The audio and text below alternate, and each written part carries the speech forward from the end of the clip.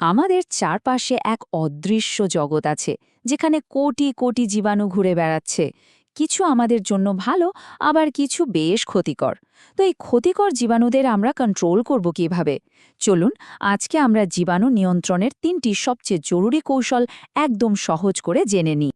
ভাবুন তো, একটা হাসপাতালের অপারেশন থিয়েটার আর আমাদের নিজেদের রান্নাঘর, দুই জায়গাতেই তো জীবাণু আছে। কিন্তু এদের কন্ট্রোল করার নিয়ম কি একই? একদমই না। আজকের এই আলোচনায় আমরা ঠিক এটাই শিখব যে কোন জায়গার জন্য কোন পদ্ধতিটা ব্যবহার করতে হবে। তো আজকে আমরা কি শিখব, এক নজরে দেখে নিই। প্রথমে আমরা জীবাণু নিয়ন্ত্রণের ৩টে প্রধান উপায় জানব। তারপর আমাদের জীবাণু টুলকিটের সাথে ভালোভাবে পরিচিত হব। এরপর আমরা স্পোর নামের এক কঠিন প্রতিপক্ষকে চিনব, আর সবশেষে একজন এক্সপার্টের মতো সঠিক টুলটা বেছে নিতে শিখব। চলুন তাহলে আমাদের টুল বক্সটা খোলা যাক। এর ভেতরে ৩টে বিশেষ টুল আছে, আর প্রত্যেকটার কাজ কিন্তু একদম আলাদা। শুরু করা যাক সবচেয়ে শক্তিশালীটা দিয়ে। আমাদের প্রথম টুলের নাম হল স্টেরিলাইজেশন। এটাকে আপনি জীবাণু জগতের সবচেয়ে শক্তিশালী অস্ত্র বলতে পারেন। এর একটাই লক্ষ্য, ১০০% ধ্বংস। মানে শুধু সাধারণ জীবাণু নয়, তাদের সবচেয়ে শক্তিশালী রূপ, যেটাকে আমরা স্পোর বলি, সেটাও শেষ হয়ে যায়। তাই যখন কোনো কিছুকে ১০০% জীবাণুমুক্ত করার দরকার পড়ে, তখন স্টেরিলাইজেশন ছাড়া আর কোনো উপায় নেই। এরপর আসছে ডিসইনফেকশন। এটা অনেকটা একজন দক্ষ সৈন্যের মতো, যে শুধু নির্দিষ্ট শত্রুদের টার্গেট করে। এই পদ্ধতিটা আমরা ব্যবহার করি জড় বস্তুর ওপর, যেমন ধরুন ঘরের মেঝে, টেবিল বা দরজার হাতল। এটা ক্ষতিকারক জীবাণুদের সংখ্যা অনেক কমিয়ে দেয়। কিন্তু একটা কথা মনে রাখতে হবে, এই সৈন্য কিন্তু স্পোরের মতো কঠিন শত্রুকে সবসময় হারাতে পারে না। আর আমাদের টুলকিটের ৩ নম্বর সদস্য হল অ্যান্টিসেপটিক। এটাকে আমাদের ফার্স্ট এইড বক্সের একটা অংশও বলা যায়। এটা বিশেষভাবে তৈরি করা হয়েছে জীবন্ত টিস্যুর ওপর ব্যবহারের জন্য, মানে আমাদের ত্বকের জন্য। এটা জীবাণু কমানোর জন্য যথেষ্ট শক্তিশালী, কিন্তু এতটাই নরম যে আমাদের শরীরের কোষের কোনো ক্ষতি করে না। আচ্ছা, তাহলে তো আমাদের ৩টা টুলের সাথেই পরিচয় হয়ে গেল। এবার চলুন প্রত্যেকটাকে একটু কাছ থেকে দেখি আর বোঝার চেষ্টা করি যে এরা আসলে কিভাবে কাজ করে। স্টেরিলাইজেশন করার অনেক উপায় আছে, তবে এদের মধ্যে সবচেয়ে গুরুত্বপূর্ণ হল অটোক্লেভ। এটা অনেকটা প্রেসার কুকারের মতো কাজ করে, যেখানে প্রচণ্ড চাপ আর গরম বাষ্প ব্যবহার করা হয়। এই তাপ আর চাপের ফলে জীবাণুর ভেতরের প্রোটিনগুলো একদম জমে যায়, ঠিক যেমন ডিম সেদ্ধ করলে হয়। আর এই কারণেই কিন্তু সবচেয়ে শক্ত স্পোরগুলো আর বাঁচতে পারে না। ডিসইনফেক্ট্যান্টের ব্যবহার তো আমরা প্রায় প্রতিদিনই দেখি, তাই না?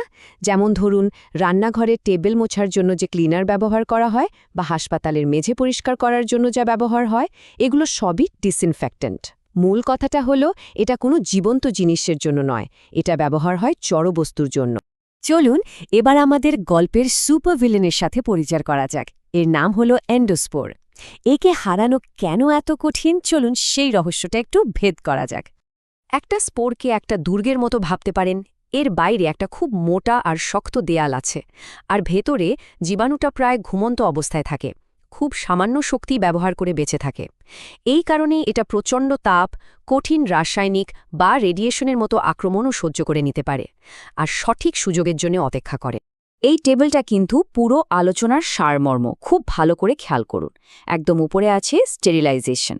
এর লাইনে দেখুন সাধারণ কোষ, ভাইরাস, ছত্রাক আর স্পোর সবগুলোর নিচে টিকচিহ্ন দেওয়া আছে। এর মানে হলো স্টেরিলাইজেশন সব কিছুকে ধ্বংস করতে পারে।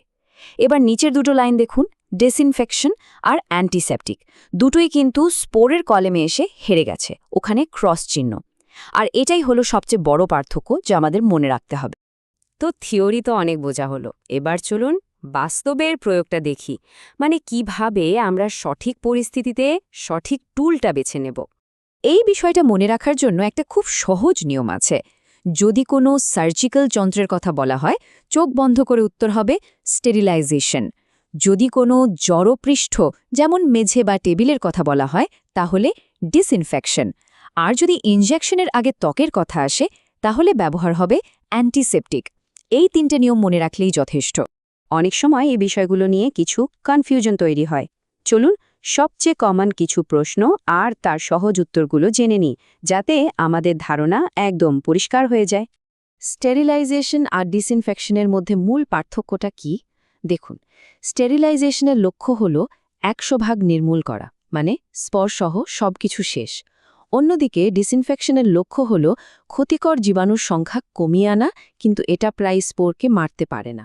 তাই স্টেরিলাইজেশনের পর পাই একটা সম্পূর্ণ জীবাণুমুক্ত জিনিস, আর ডিসইনফেকশনের পর পাই একটা আগের চেয়ে নিরাপদ পৃষ্ঠ। আর ডিসইনফেক্ট্যান্ট ও অ্যান্টিসেপটিকের মধ্যে পার্থক্য কি? মূল পার্থক্যটা হল এদের ব্যবহারের জায়গায়। ডিসইনফেক্ট্যান্ট ব্যবহার হয় জড় বস্তুর উপর, যেমন টেবিল বা মেঝে, আর অ্যান্টিসেপটিক ব্যবহার হয় জীবন্ত টিস্যুর উপর, মানে আমাদের ত্বকে। এ কারণে ডিসইনফেক্ট্যান্ট অনেক বেশি শক্তিশালী হয়, যা আমাদের জন্য বিষাক্ত হতে পারে, কিন্তু অ্যান্টিসেপটিককে অবশ্যই মৃদু আর নিরাপদ হতে হবে। আচ্ছা, এখানে একটা জরুরি প্রশ্ন। একটু ভাবুন তো, অ্যান্টিসেপটিককে কেন ডিসইনফেক্ট্যান্টের চেয়ে দুর্বল হতেই হবে? এর পেছনের কারণটা কি? উত্তরটা কিন্তু খুবই সহজ আর যৌক্তিক। কারণ অ্যান্টিসেপটিকের কাজই হল আমাদের জীবন্ত ত্বককে জীবাণু থেকে বাঁচানো। এখন সেটা যদি নিজেই খুব শক্তিশালী হয়ে আমাদের ত্বকের কোষগুলোকে পুড়িয়ে দেয় বা ক্ষতি করে, তাহলে তো লাভের চেয়ে ক্ষতিই বেশি হবে। তাই একে অবশ্যই নিরাপদ আর মৃদু হতে হবে। এবার একটা বাস্তব জীবনের উদাহরণ নিয়ে ভাবি। ধরুন, একটা সার্জিক্যাল যন্ত্রকে স্টেরিলাইজ না করে শুধু ডিসইনফেক্ট করা হলো। তাহলে ঝুঁকিটা কি হতে পারে? এর ফলাফল কিন্তু মারাত্মক হতে পারে। কারণ ডিসইনফেকশন করলে হয়তো সাধারণ জীবাণু মরে যাবে, কিন্তু স্পোরগুলো বেঁচে থাকবে। আর অপারেশনের সময় সেই স্পোরগুলো যদি শরীরের ভেতরে ঢুকে যায়, তাহলে তা থেকে ভয়াবহ ইনফেকশন হতে পারে। এ কারণেই সার্জিক্যাল যন্ত্রপাতির ক্ষেত্রে স্টেরিলাইজেশন বাধ্যতামূলক। আমরা আমাদের আলোচনার প্রায় শেষ পর্যায়ে চলে এসেছি। এই অংশটা এমনভাবে ডিজাইন করা হয়েছে যাতে আজকের শেখা বিষয়গুলো আপনার মাথায় একদম স্থায়ীভাবে গেঁথে যায়। চলুন পুরো বিষয়টা 4টে লাইনে মনে রাখি। 1. স্টেরিলাইজেশন মানে স্পোর সহ সবকিছুর সম্পূর্ণ ধ্বংস। 2. ডিসইনফেকশন মানে জড় বস্তুর ওপর জীবাণু কমানো, কিন্তু স্পোর বেঁচে যেতে পারে। 3. অ্যান্টিসেপটিক মানে জীবন্ত ত্বকের ওপর নিরাপদে জীবাণু কমানো। আর 4. স্যানিটাইজেশন, এই শব্দটাও আমরা শুনি, এর মানে হলো জীবাণুর সংখ্যাকে একটা নিরাপদ লেভেলে নিয়ে আসা, যেমনটা রেস্টুরেন্টে করা হয়। আর এটাই হলো আমাদের মাস্টার রুল। যদি আজকের আলোচনার সবকিছু ভুলে যান, শুধু এই একটা লাইন মনে রাখুন, তাহলে এই টপিকের যে কোনো প্রশ্নের উত্তর দিতে পারবেন। নিয়মটা হলো যন্ত্রের জন্য স্টেরিলাইজ, পৃষ্ঠের জন্য ডিসইনফেক্ট, আর ত্বকের জন্য অ্যান্টিসেপটিক। ব্যাস, হয়ে গেল।